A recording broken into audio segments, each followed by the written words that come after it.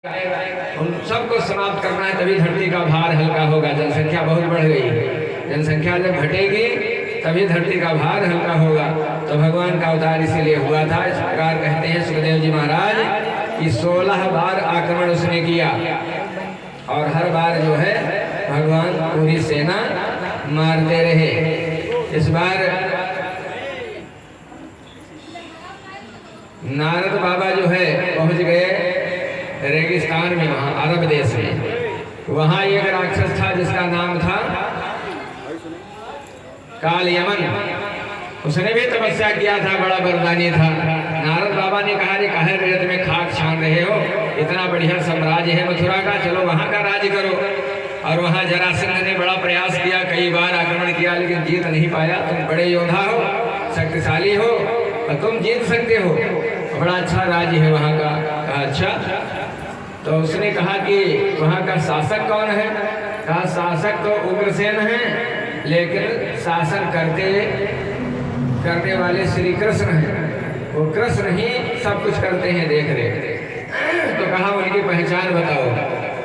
काश्रीवत्सवच्छम्भ्राजात कौस्तुभामोक्त कंधरम पृथुदीर्घ चतुर्बाहुम नौकंजारुणेक्षरम। कहा उनकी 4 भुजाएं हैं, कौस्तुभ की माला पहने हुए हैं और उनके चेहरे पर मुस्कान रहती है। कहा बस इतने से मैं पहचान लूंगा। और 50,000 मलेच्छों की सेना लेकर के मथुरा को घेर लिया। फिर हल्ला गुल्ला हुआ। भगवान फिर निकलते हैं, इस बार पैदल ही निकलते हैं, बिना अस्त्र शस्त्र के निकलते हैं। तो दाऊद से समझा करके भगवान ने कहा कि ये दुष्ट काल यमन वरदानी है, ये ऐसे मारा नहीं जा सकता, इसलिए इसको हम लिए जा रहे हैं मारने के लिए बाहर जुगाड़ से। और आप जो है सेना को संभालिए। तो दाऊद जी अपना हल मूसल संभाले, खींच करके सारी सेना को मारना शुरू कर दिए।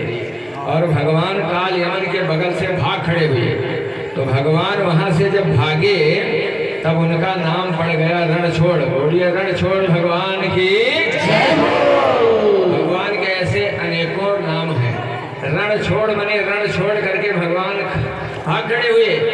और काल यमन पीछा करता है और कहता है, तुमको तो हमने सुना था कि बड़े योद्धा हो, तुम बड़े लड़ाकू हो, लेकिन आज हमको देख करके भाग खड़े हो। अरे कायर, कहाँ भागा जा रहा है?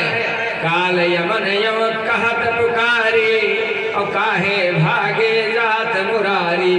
ठाड़े रहो करो संग्राम, आए पड़ो अब मोसो कामा। अब योद्धा से पाला पड़ा है। अभी तक आपको कोई योद्धा नहीं मिला था, इसलिए तुम बड़े वीर बनते थे। आज योद्धा से पाला पड़ा है, हमारे सामने से भागे जा रहे हो। पीछा करता चला गया और भागते भागते भगवान धौला के नाम का एक पहाड़ था, भगवान उसी पहाड़ पे चढ़ जाते हैं। उसमें एक गुफा थी और उस गुफा में भगवान घुस जाते हैं।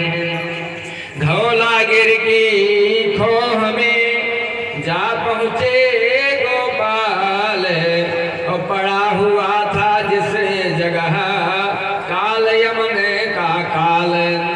वही काल यमन का काल था। भगवान पहुँच गए गुफा में।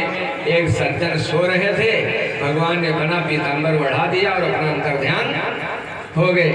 और जो काल यमन वहाँ पहुँचा, कहा हुआ वहाँ से भाग करके आया हुआ, यहाँ झूठा मक्कर कर रहा है, सोने का नाटक कर रहा है। जब से एक लात मारा और कहा उठ युद्ध कर हमसे।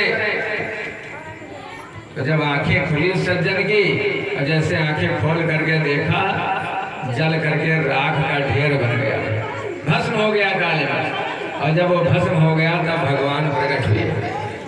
तो सज्जन ने भगवान की स्तुति किया, बड़ी वंदना किया कि अहो भाग्य हमारे प्रभु के दर्शन हो गए। और वंदना प्रार्थना करके भगवान ने कहा अब आप अपने धाम को जाइए। तो वे अपने राज्य को वापस चले जाते हैं। परीक्षित महाराज पूछते आखिर वो कौन सज्जन थे जो पहाड़ में सो रहे थे? तो बताया सुखदेव महाराज ने, साइच्छाकुले जातो मांधाता तनयो महान मुचकुंद इति ख्यातो ब्रह्मण्या सत्य संग्रह। कहा इक्ष्वाक वंश में मानधाता हुए हैं उनके पुत्र हैं मुचकुंद महाराज। ये मुचकुंद महाराज बड़े प्रतापी राजा हुए हैं। जब समुद्र मंथन के बाद देवासुर संग्राम हुआ था, देवासुर संग्राम में इंद्र ने मुचकुंद महाराज को सहायता के लिए बुलाया था। बड़े बड़े राजा महाराजा पृथ्वी लोक के भी गए थे, राजा दशरथ भी गए थे और मुचकुंद महाराज भी गए थे उस लड़ाई में। 1000 वर्ष का युद्ध चला था वो। उस 1000 वर्ष युद्ध में इंद्र की विजय हुई और विजय के बाद मुचकुंद महाराज से कहा कि हम आपसे बहुत प्रसन्न हैं, आपने हमारा युद्ध जिता दिया है, इसलिए आप वरदान मांग सकते हैं। तो मुचकुंद महाराज ने कहा, मैंने ये लड़ाई स्वार्थ के लिए नहीं किया कि उसके बदले मुझे कुछ चाहिए, लेकिन अगर आप देना ही चाहते हैं तो 1000 वर्ष तक मैं लड़ाई लड़ता रहा, मैं थक बहुत गया, थकान आ गई, इसलिए मैं विश्राम करना चाहता हूँ, सोना चाहता हूँ। तो कोई ऐसा स्थान बता दीजिए जहाँ मैं सो जाऊँ, कोई मुझे जगाए ना, मुझे बीच में बाधा न डाले कोई। तो भगवान को इंद्र ने कहा, ठीक है, धौलागिर नाम का पहाड़ है, उस गुफा में जाकर के सो जाओ, अगर कोई जगा देगा तो भस्म हो जाएगा। ये इंद्र का वचन था, इसलिए आज वो काल यमन भस्म हो गया, क्योंकि उनको जगा दिया। और जैसे ही जगते हैं तो भगवान सामने मिलते हैं, क्योंकि कहा गया है आदमी जब तक जो जागता है तब तक तो सब कुछ मिलने वाला है, सोने पर तो कुछ मिल।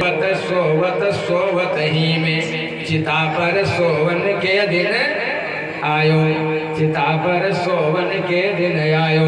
सोते सोते एक दिन चिता पर सो जाते हैं और हाथ हमारे कुछ नहीं लग पाता है, इसलिए जागो और परमात्मा का ध्यान करो, वही तुम्हारा उद्धार करने वाला है।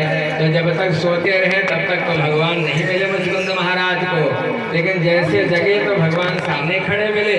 तो जो जगते हैं उन्हें भगवान मिलते हैं। आइए। सजन सखिया बिना जागे न पई हो, सजन सखिया बिना जागे न पई हो, सजन सखिया बिना जागे न पई हो, सजन सखिया बिना जागे न पई हो, जागे न पई हो, बिना जागे न पई हो, जागे न पई हो, बिना जागे न पई हो, बिना जागे न पई हो, सजन सखिया हो बिना जागे न पई हो, सजन सखिया बिना जागे न पई हो।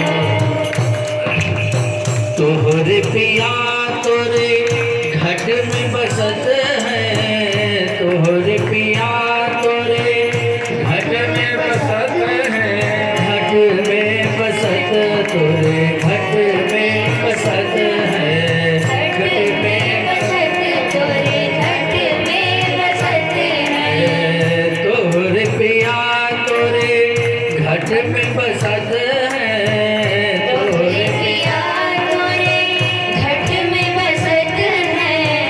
ज्ञान की खोली देखो अखिया बिना जागे न पई हो, सजन सखिया बिना जागे जागे न पई हो, सजन सखिया काम क्रोध मद लोभ को छोड़ो, काम क्रोध मत लोभ को छोड़ो, काम क्रोध मद लोभ को छोड़ो, काम क्रोध मत लोभ को छोड़ो, ओ माया मोह भरी निंदिया बिना जागे न पई हो, सजन सखिया बिना जागे न पई हो, सजन सखिया बिना जागे न पई हो। कहत कबीर सुनो भाई साधो, कहत कबीर सुनो भाई साधु, कहत कबीर सुनो भाई साधो, कहत कबीर सुनो भाई साधु, बिना भजन होवे दुर्गतिया बिना जागे न पई हो, बिना जागे न पइयो